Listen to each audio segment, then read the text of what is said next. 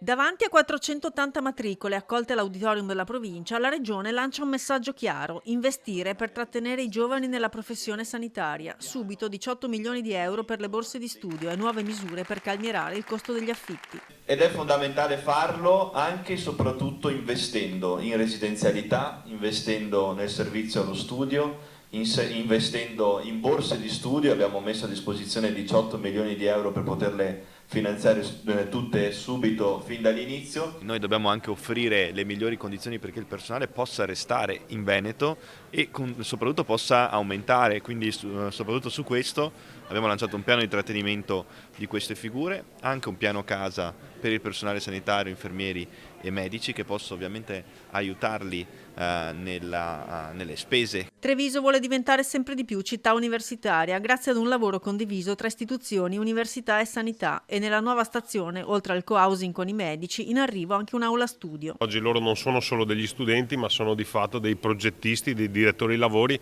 della nuova città universitaria che sta creando tanti luoghi per la loro formazione, per il tempo libero, per lo studio, per i servizi.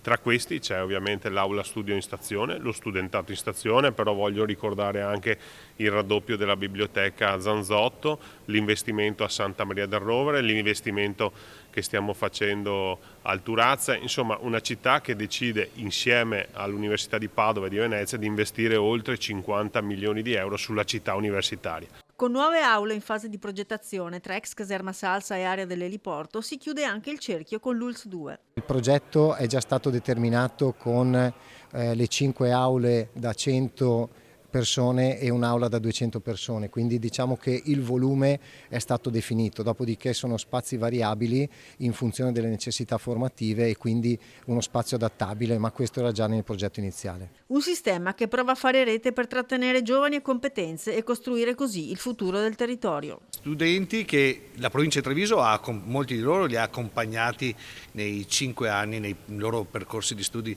delle scuole superiori. Abbiamo un istituto che dobbiamo costruire, diciamo, ex novo, sto parlando dello Scarpa di Motta ed altri che hanno bisogno di alcune migliorie, però tanto è stato fatto dal mio predecessore Stefano Marcon in questi anni grazie ai fondi PNRR, dove ricordo sono stati investiti più di 100 milioni di euro nell'edilizia scolastica.